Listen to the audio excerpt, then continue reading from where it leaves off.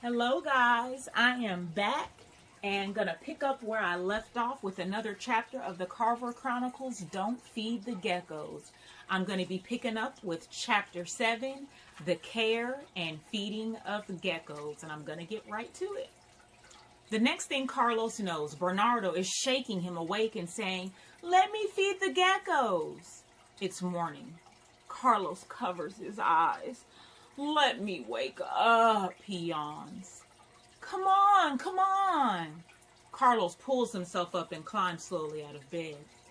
He moves to the terrarium and stands there a moment, still waking up. Bernardo bends down to look through the glass. "Let me hold one." "I have to give you the rules first."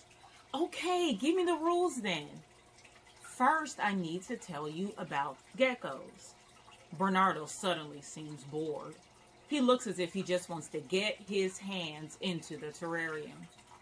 "First of all," Carlos says, "you don't play with geckos more than 30 minutes a day, and that's mainly just holding them." Bernardo says, Yeah, okay." Carlos studies him for a few seconds. "We'll take turns feeding them. I always feed them in the morning so you can watch me." "Just show me how it's done," Bernardo says. "I'm going to tell you about the geckos and the ants, and you better listen." This is going to be hard, keeping Bernardo from traumatizing his geckos or causing tunnel collapse in his ant farm. I'm going to start with the ant farm because it's the most, well, things can happen. "Like what?" Bernardo asks. "Well, see all those tunnels they've made?" Bernardo practically drools as he peers through the glass. "They go to a lot of trouble to make them. That's why even Issy is careful when she's near the ant farm table. If this table is jiggled, you can collapse their tunnels and they'll get buried." "How long do they live anyway?" "Why?" "Just wondering how long an ant lives." Carlos looks at Bernardo suspiciously. The question bothers him, and to be honest, it would bother me too. "Well, that's the thing. They don't live all that long." He points out a small section of the farm near the surface. "See this here?" Bernardo lowers himself some more, but then wobbles a little on his feet. Carlos yanks him back by his shirt collar. "Hey!"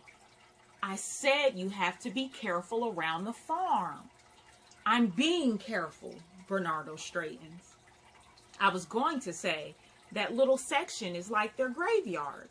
It's called a midden. They carry the dead ants to it." "An ant graveyard?" Bernardo's eyes widen. He looks back at the geckos. "Do the geckos have a graveyard?" "No, they live longer. Pay attention." Bernardo stares into Carlos's eyes to show he's paying attention, but an expression crosses over his face that makes Carlos feel a little uneasy.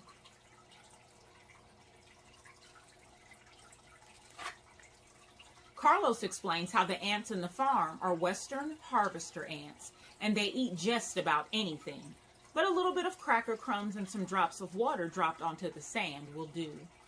Also, whatever they don't eat has to be taken out of the farm because it will get all moldy. Bernardo is beginning to look bored. Carlos knows Bernardo is just waiting for him to finish. "Can I feed him too?" "We'll get to that.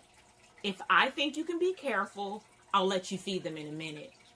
Now, here are the gecko rules, so listen carefully." Gecko rules. Here's what you need to know. Bernardo waits. All Carlos can think is, can I trust this guy? What are the rules? Okay, first, they're leopard geckos. That's why they have the spots. Right. And 2 are female, he reminds Bernardo. Girl geckos? Yes, Carlos says, because males would fight each other, so you can't have 2 males.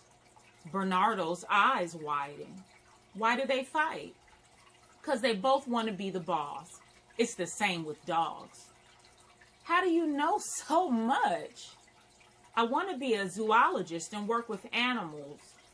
Or I want to be an entomologist, someone who studies insects and learns things. and maybe works for a lab or something. I've been looking stuff up.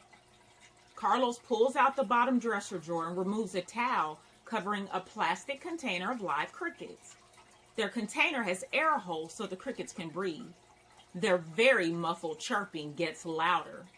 You mustn't overfeed geckos, he said. Crickets are the best food, vitamin-wise. We get these at the pet store. And the crickets have to be fed too. Otherwise, they eat their own poop. Bernardo's eyes widen. What? He looks at the crickets in the container. Yeah, that's the way I felt when I first heard that. So I feed the crickets stuff like a little bit of carrots or orange. Now, you don't want to give the geckos too many crickets because they won't eat them all. And then you'll have crickets that the geckos can't finish. Then you'll be hearing them chirping all night long. Carlos sees a little smile cross Bernardo's face. What's so funny? Nothing. Carlos goes on. And listen good. Don't let any crickets get away. Well, excuse me. Because my TV unmuted itself. Don't let any crickets get away because that happened once and we kept hearing the chirping, but we couldn't find it. And you just don't want that to happen. Okay, Bernardo says, can I feed the geckos now? Carlos is still reluctant, but he gives in and hands Bernardo the container. Keep the lid on and listen. He instructs Bernardo to open the container inside the terrarium and carefully pour just a few crickets in, unless he wants to use his hand. Bernardo nods quickly and reaches for the container. Carlos jerks it back. You remember what I said, right? Yeah, Bernardo says. Carlos hands him the plastic container, slowly. Bernardo follows Carlos's instructions. He reaches into the terrarium and shakes out 3 crickets. Darla notices them first. Gizmo is in the cave, and Peaches is at the far end of the terrarium. Darla freezes and stares at the cricket. The cricket seems to freeze as well. Watch this, Carlos says. She's real good at this. Bernardo's mouth drops open. Quickly, the gecko sticks out her tongue and laps up the cricket. Whoa, Bernardo exclaims. He turns to Carlos, eyes wide. So there's a little picture of one of the geckos eating a cricket.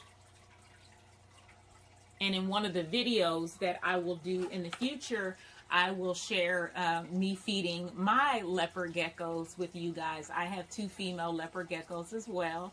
So you guys will get an opportunity at the last chapter of the book to meet them. Okay? See, Carlos says, but sometimes the geckos have to go after the cricket, and that gives them exercise. He tells Bernardo he can feed the ants next. He might as well let him do both. The ants are much easier. Carlos shows Bernardo how to carefully remove the plastic top of the farm to sprinkle in a few cracker crumbs, and then using the eyedropper, place a few drops of water on the sand. He breathes a sigh of relief when it all goes well. So there's a little picture of the ant farm.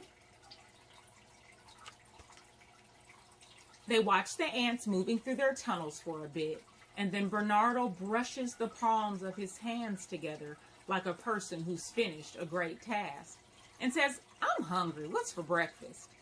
He turns and bounds down the stairs.